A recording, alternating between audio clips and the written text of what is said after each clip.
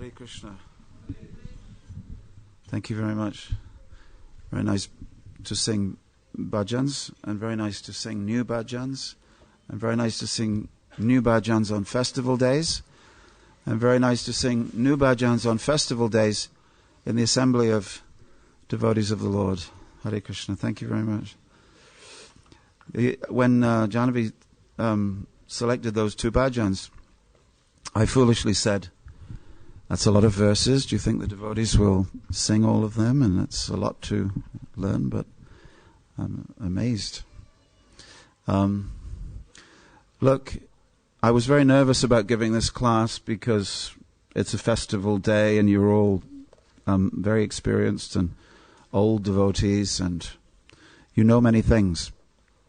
And on these festival days one is expected, almost socially obligated, to speak a lot of Sanskrit and a lot of Bengali. Well, that's about as much Bengali as we're going to have today. And if you're very, very lucky, we might even get a couple of Sanskrit verses.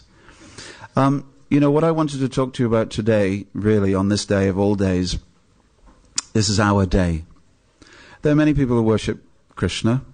There are many people who worship Ram. There's many people who know the Vedas and they read Mahabharata, know the Ramayana. There's even many people who read the Puranas. Some even read the Bhagavat Purana, the Srimad Bhagavatam. But only our group, we worship Chaitanya Mahaprabhu as the Supreme Personality of Godhead in His most compassionate form. So this is our day, today. It's His day, but because it's His day, it's also our day. And our day means that we remember that we have been saved by the compassion of God who chose to descend in His most full and gracious form. In 1974, they say if you can remember the 60s, you weren't there. So the 70s I can remember. But in 1974, I was sitting in a field with a plastic sheet over my head, as young men used to do at that time. It was called a rock festival. You had to sit on the grass with a plastic sheet over your head, and the rain was coming down. And it was pretty miserable and cold. And then someone came to me with a plate of semolina, hot semolina, with a few golden raisins in it. And they said, would you like to come to our tent? We're doing kirtan. I said, kirtan? What's that? I shouldn't have asked. I could have had a nice life.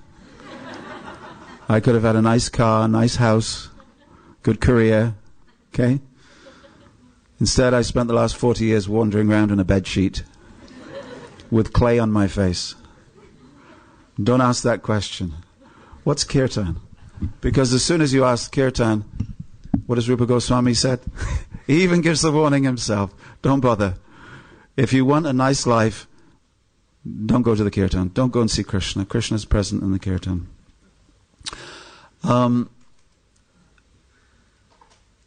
The devotees were acting not in their own capacity, but of course they were acting as representatives of Srila Prabhupada, who was a representative of Sri Chaitanya Mahaprabhu and his compassion. I remember one of the best kirtans that I was ever in. Well, of course, the best one was being in the tent with the rain coming down, with the devotees playing tambourines, and I was thinking, this is wonderful. This is something completely new. I think all of us remember the first time that we ever met the devotees and they said, would you like to come and join us for kirtan? It's a very treasured memory because that changes our life at that point. I would like to thank Tribhuvanath Das for being that person who came out into the rain and gave me that hot plate of semolina. It's the only dish in the Hare Krishna cookbook that you don't need a recipe for. So it's hot milk, semolina, give it a stir, throw in a few raisins, and off you go. But it was the nicest dish because it was the nicest outreach of compassion that I had ever received. Forward a few years, and I'm going to India for the very first time. I'm going to see the land of Navadvip for the very first time. The land of Navadvip that this morning, just a few hours ago, was resounding with thousands and thousands of devotees glorifying Lord Chaitanya Mahaprabhu. And even as we speak, even as we sit here and we look around the temple room and we think, that's a good crowd for this morning. You should understand how many people are going to be turning up at the Mayapur Chandrodaya Mandir this afternoon.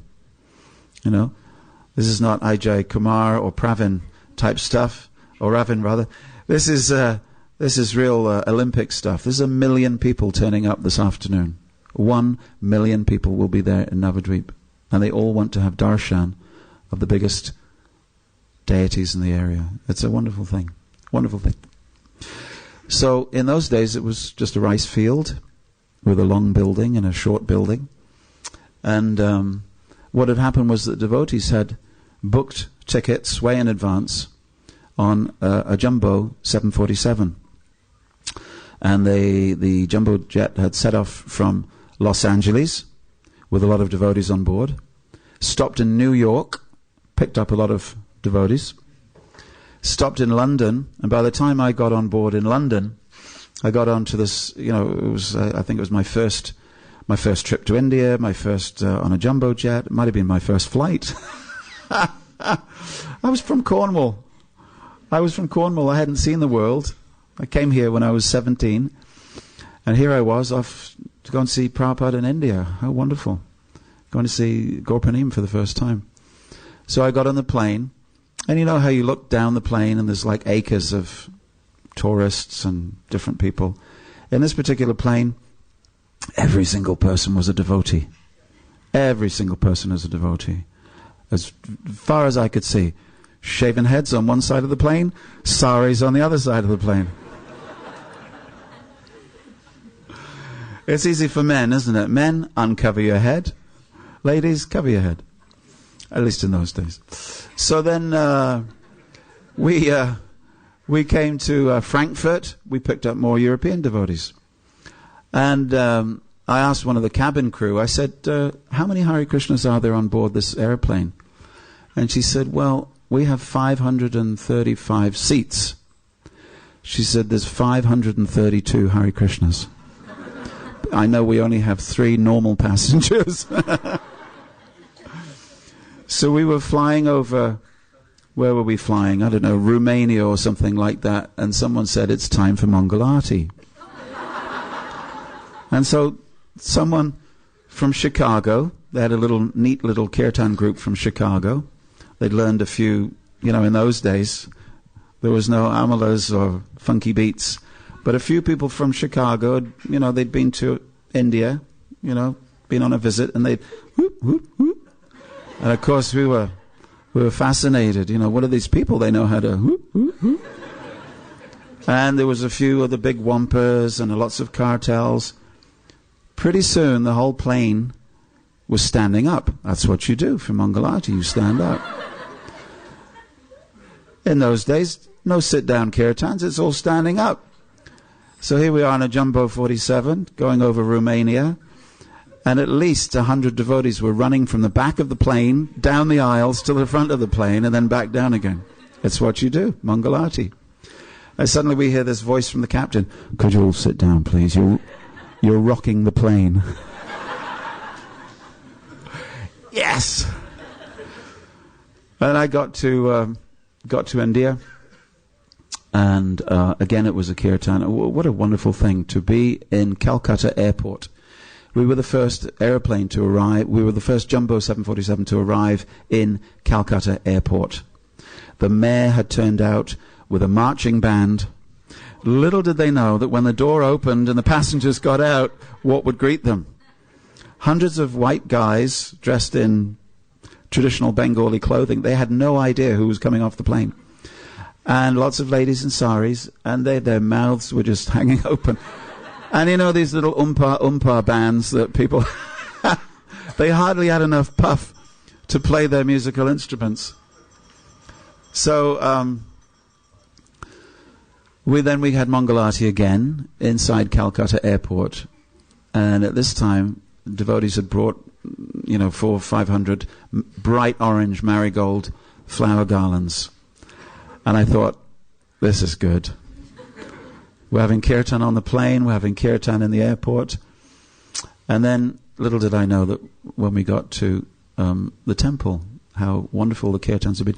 You see, for 6 years, for 3-4 years, I'd never been in a kirtan with more than, 30 people. So here I was for the very first time in a kirtan with 1,000 people from all over the world. And I just looked around and I thought, Chaitanya Mahaprabhu's movement is going all over the world.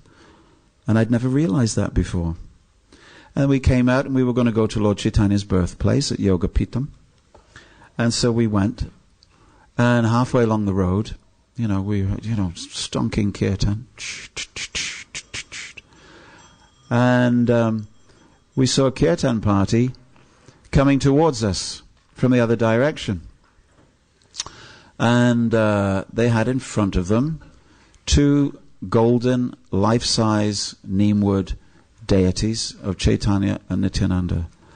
I can't tell you what that was like. It was like India, Gaura Purnima, Navadvip, going to the birthplace of Chaitanya Mahaprabhu, and here he is, coming to see us. And everybody felt the same way.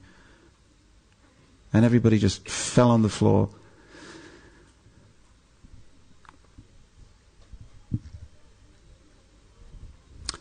Amazing the price of carrots in Tesco's these days, isn't it? And everybody was sobbing, everybody was crying, they'd come after all their austerities, they were there on the day, and the Lord had come to greet them. Absolutely wonderful. Prabhupada came to the manor in 1977, here in this very room. The embodiment of Chaitanya Mahaprabhu's compassion came to this room, and he sat right there in 1977. His body racked in pain. Sometimes we like to think that Prabhupada was floating above everything. That's not quite the story.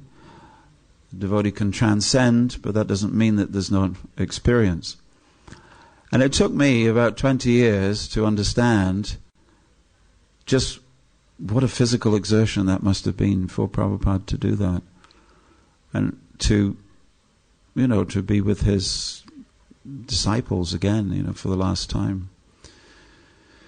So, my reflection this morning is that all my life I've been on the receiving end of an incredible amount of compassion and kindness from other people.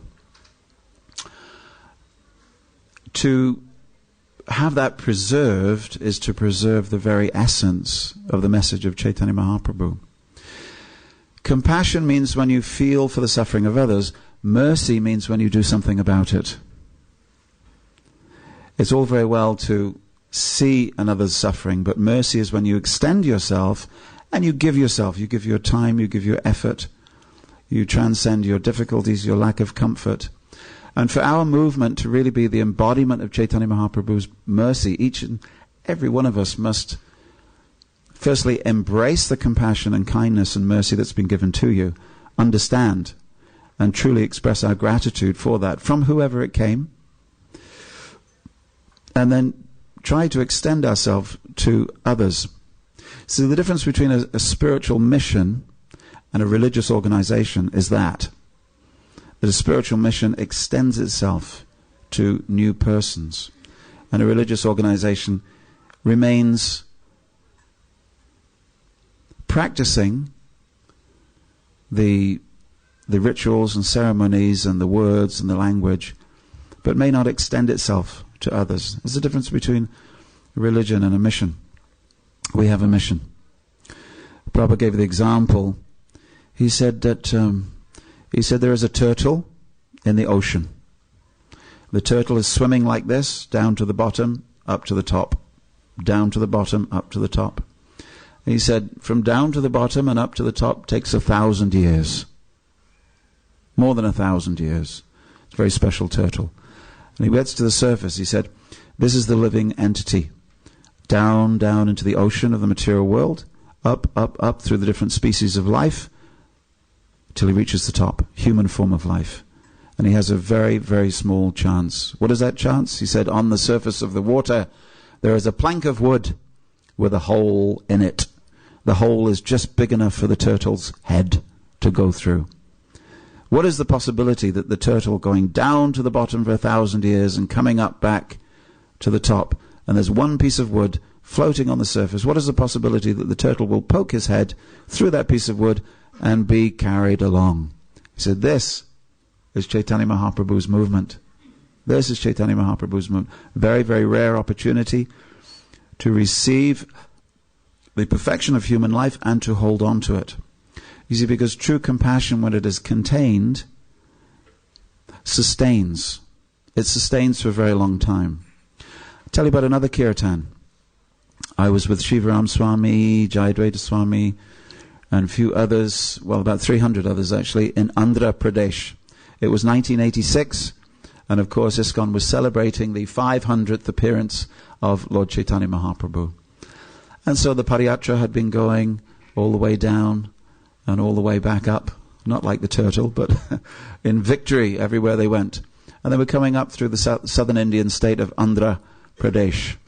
Andhra Pradesh includes Kurmakshetra, Srikakulam, Vizianagaram, Vishakhapatnam, and Simhachalam. Very famous places. So we were walking, every day, walking, 10, 12, 18 miles a day. We had an elephant, and every night I used to take the coat off the elephant, fold it, and go to sleep on it. That was my bed. Lakshmi the elephant. Don't mess with Lakshmi. One of the brahmacharis tried to mess with her. And he just didn't understand that you don't mess with elephants. And one time she just picked him up bodily, placed him very gently, very, very gently on the tarmac in the middle of the road, in the middle of the highway, stood on his chest for 20 minutes. Very, very gently, no pressure. And all kinds of leaks became manifest in the body of this brahmachari. And then after 20 minutes, she took her very gentle leg off and just carried on walking, leaving him a quivering mess in the middle of the road. We learn lessons in life. Some of those lessons we learn from elephants. Some of them we learn from devotees of the Lord. But one day, excuse the digression, one day we saw a kirtan. We were passing through many, many villages. And of course, being the south of India, you don't expect to see a Hare Krishna, Hare Rama kirtan, Mahamantra kirtan. But they were playing with their local village drums and their little, different types of musical instruments. Drums twice as big as a coal. Boom, boom, boom. Hare Krishna, Krishna Krishna, Hare. And we thought, well, maybe this is a branch of the Gaudiya mission or the Gaudiya Mutt. And when we entered the village, all the villagers had come to the village had one street and it was off the main highway.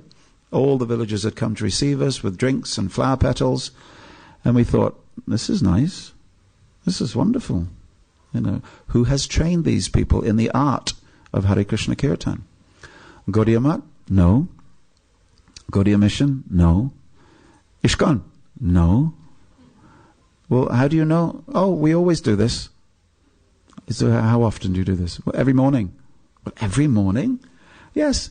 Every morning before breakfast, the men of the village assemble in the village square and they do kirtan.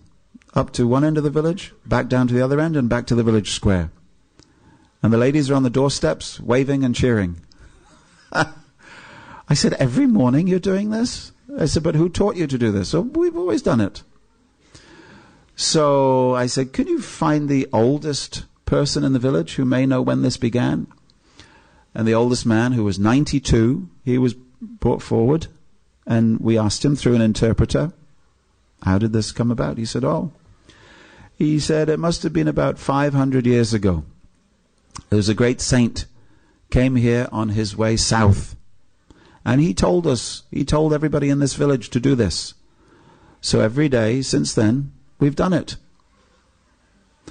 And I wondered, who was that great saint?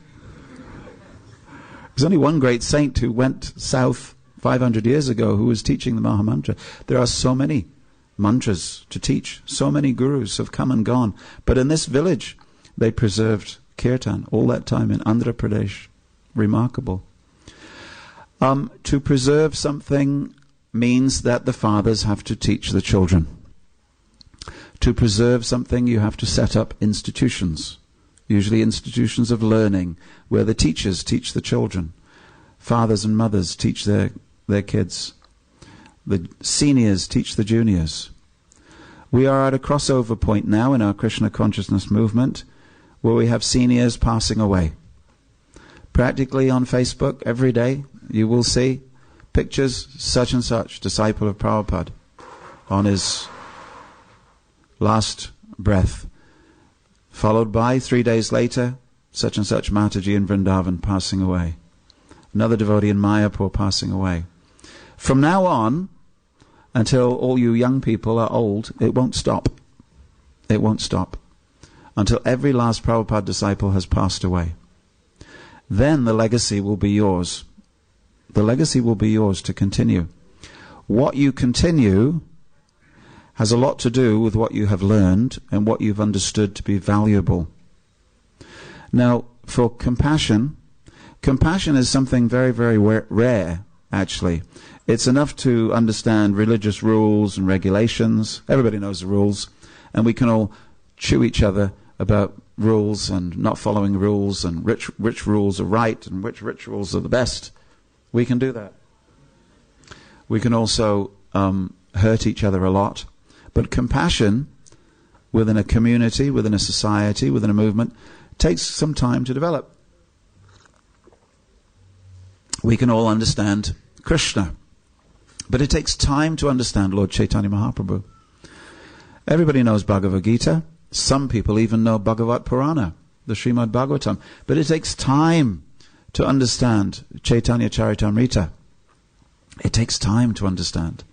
It takes time to understand that the same person who spoke Bhagavad Gita there on that battlefield of Kurukshetra 5,000 years ago, that very same person came just a few years ago. It takes time to appreciate that. So these two things, understanding the identity of Chaitanya Mahaprabhu and understanding the need for compassion. When compassion and mercy vanish from a religious group, then everything vanishes. Everything vanishes. You just get left with a list of names and a list of rules. But if it can be developed through one lifetime and passed on to whoever is nearest and dearest to you, then you've preserved the very essence of Chaitanya Mahaprabhu's message. I have a friend, Amita. Many people know Amita. And he was doing some business in India. He imports lots of books from India, but he was in Assam. And at the end of one day, he was being driven in a jeep through, along a highway. And he was passing by many villages in Assam. And he saw that every village had some sort of pavilion made of corrugated metal roof with pillars and a plinth in the middle of the village. So he was thinking maybe this is a village square, some political thing, maybe it's a school. And then as the hour was progressing, he saw that people were leaving the fields and they were coming and assembling. So with each village, as the village was passing by in a speeding car, he saw a different snapshot, of the progress, until eventually he saw that everybody in every village had assembled in this place, and they'd taken out drums and they'd taken out cymbals, and they were chanting. They were chanting. And they were singing Maha Mantra, because he stopped for a while and he joined in. This was taken there in the 1600s. Now, Assam is, it's right round the back of Bangladesh. But to go there, what was his name? Shankardev went on a very long journey in the 1600s. And he initiated, we think, 240,000 people. He was initiating like anything. But from that, so many millions of people are believers in Chaitanya Mahaprabhu just 400 years later. How many Chaitanya Vaishnavas are there in the world, would you say? How many would you say? Of course, we think of ISKCON, and of course, if someone says to you, how many devotees are there in ISKCON, no one knows. We don't know. We don't know. Judging by Lord Chaitanya Mahaprabhu's definition of a person who chants the holy name once, but certainly someone who chants and at the same time worships Chaitanya Mahaprabhu, I asked an Oxford professor, and he said between 30 to 50 million people. Between 30 to 50 million people. And it all began in the home of Srivas Thakur. 30 to 50 million people. Now give us a few hundred years, and we will also be showing figures like that. But what requires for that to happen, and that's a wonderful legacy to leave for the world, because if you're the person who gave the chanting of Hare Krishna to someone else, and they give it to someone else, you score points on whoever. It's like a pyramid marketing. You score points. Okay, Madhva? You score points for everyone that you get to buy the product. Okay? You become the upline of hundreds of people. And they become the upline of thousands of people. There's no money involved, but there is compassion, it being extended, and there is faith coming back. So, Chaitanya Mahaprabhu said one very important thing.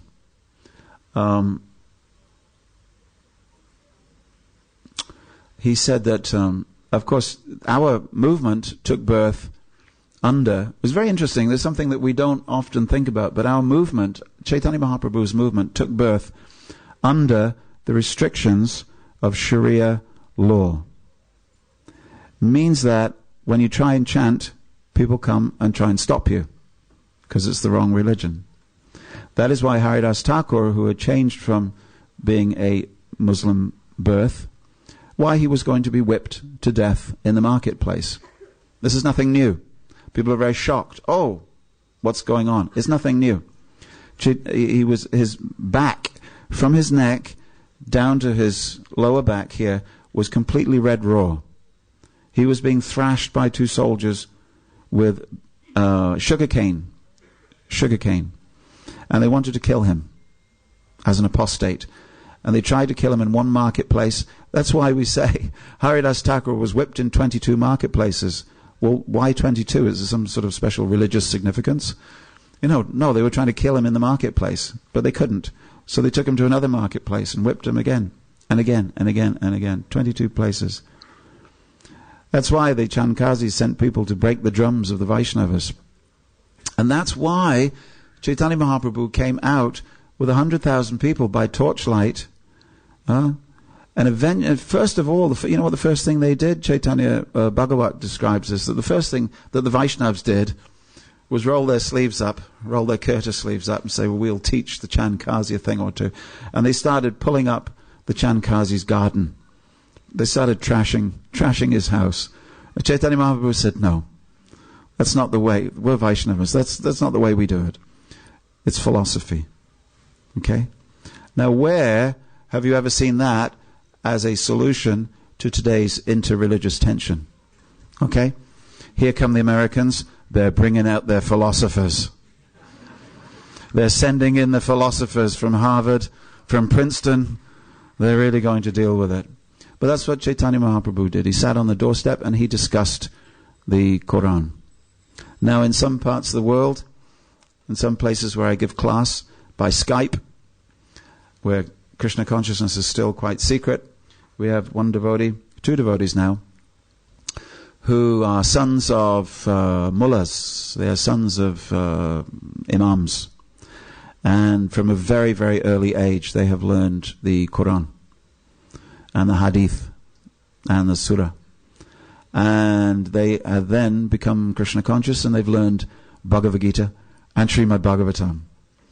And when they open their mouth, you take your pick. Which scripture? Take your pick.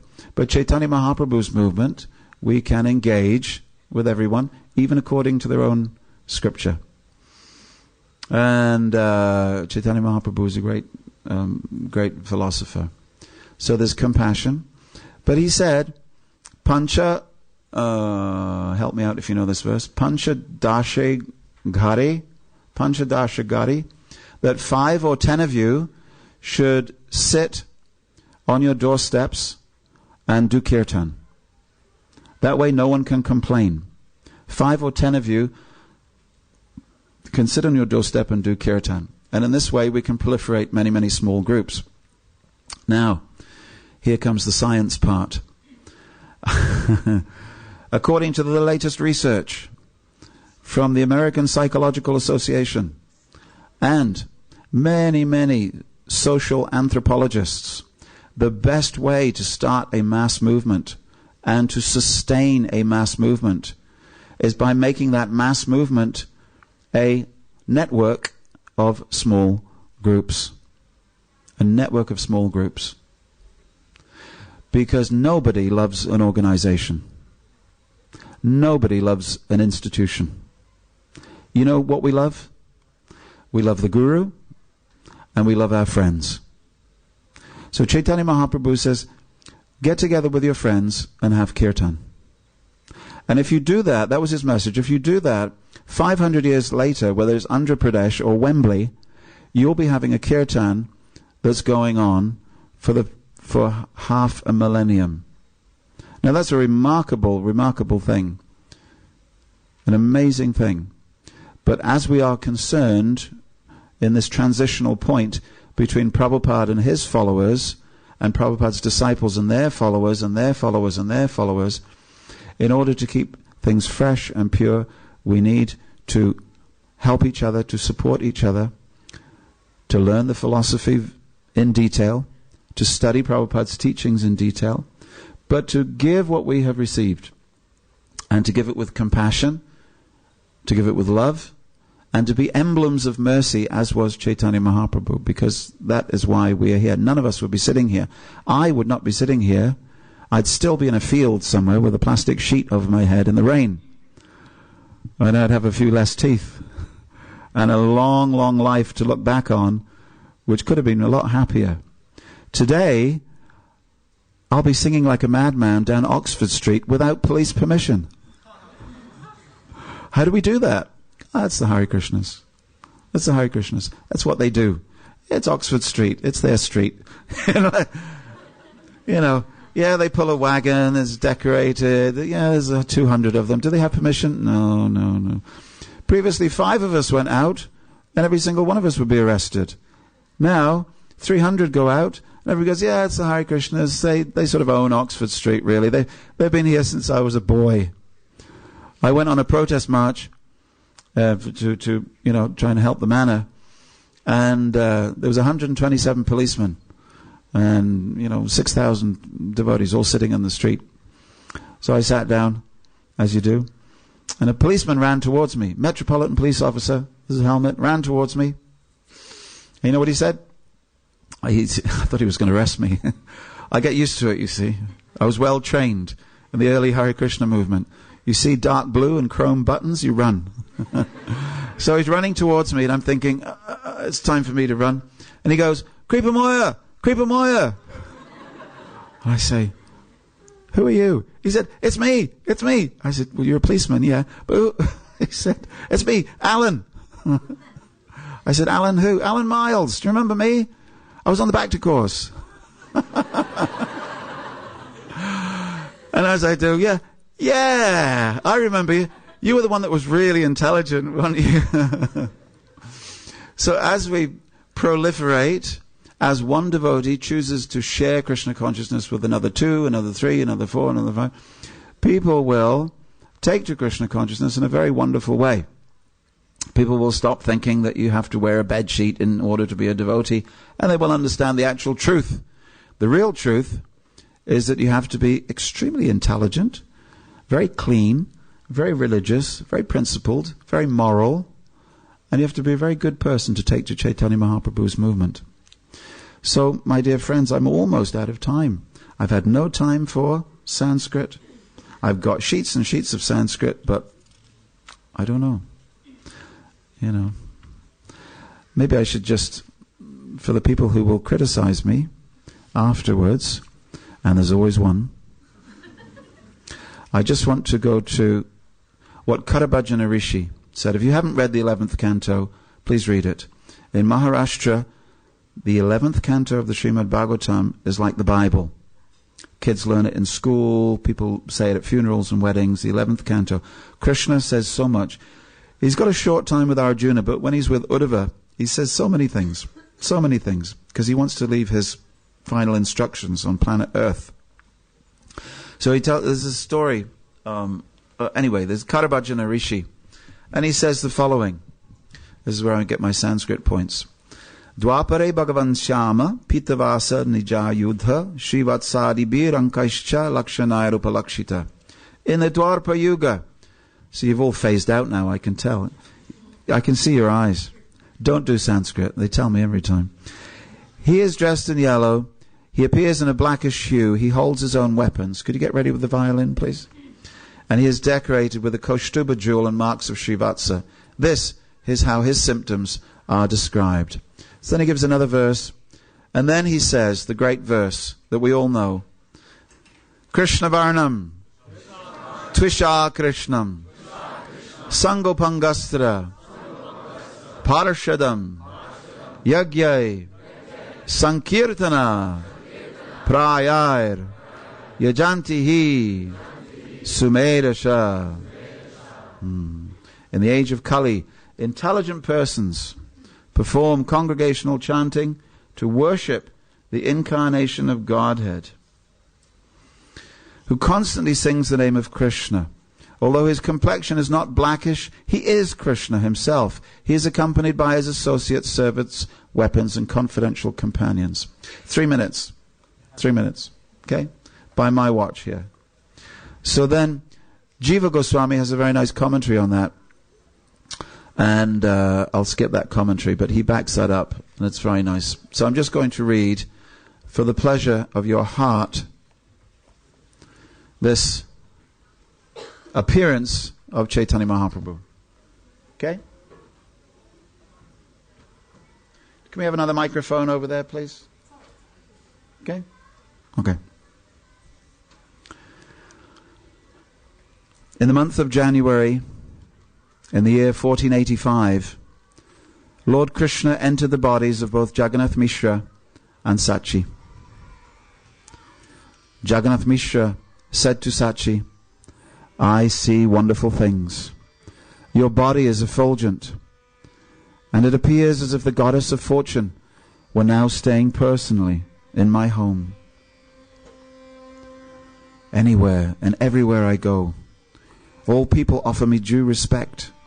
Even without my asking, they voluntarily give me riches, clothing, and rice.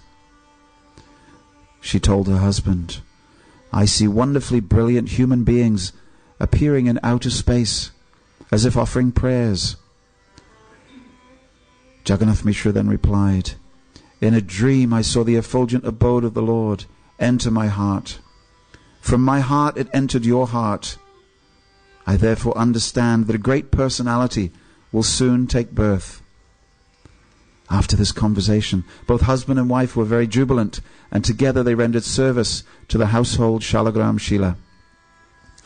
In this way, the pregnancy approached its 13th month, but still there was no sign of the delivery of the child. Thus Jagannath Mishra became greatly apprehensive. Nilambar Chakravarti, the grandfather of Chaitanya, did a calculation and said that in that very month, taking advantage of an auspicious moment, the child would take birth. Thus, in the year 1486, in the month of Falguna, February-March, in the evening of the full moon day, the desired auspicious moment appeared. The moon was in Leo. Leo was the ascendant. Several planets were strongly positioned, and the Shadvarga and Ashtavarga showed all auspicious influences. When the spotless moon of Chaitanya Mahaprabhu became visible, what would be the need for a moon full of black marks on its body? Considering this, Rahu, the great black planet, covered the full moon, and immediately vibrations of Krishna, Krishna, Hare, Hare. All people thus chanted the Hare Krishna Maha Mantra during the lunar eclipse, and their minds were struck with wonder. When the whole world was thus chanting the holy name of the Supreme Lord, Krishna, in the form of Gaura Hari, advented himself on the earth. The whole world was pleased. While the Hindus chanted the holy name of the Lord, the non-Hindus, especially the Muslims, jokingly imitated the words. While all the ladies vibrated the holy name of Hari on earth, in the heavenly planets, dancing and music were going on, for the demigods were very curious. In this atmosphere, all the 10 directions became jubilant, as did the waves of the rivers. Moreover, all beings, moving and non-moving, were overwhelmed with transcendental bliss. Thus, by his causeless mercy, the full moon Gaura Hari rose in the district of Nadia, which is compared to Udayagiri, where the sun first becomes visible. His rising in the sky dissipated the darkness of sinful life, and thus the 3 worlds became joyful and chanted the holy name of the Lord. And may that Supreme Personality of Godhead, who is like the sun rising over the horizon, the dear son of Sachi and Jagannath Misha, be with you this day, dwell in your heart, and extend his compassionate blessings to you all forever. Shri Krishna Chaitanya Mahaprabhu Ki Jai. Srila Prabhupada, the great carrier of the mercy of Chaitanya Mahaprabhu Ki Jai. Shri Krishna Sankirtana Ki Jai.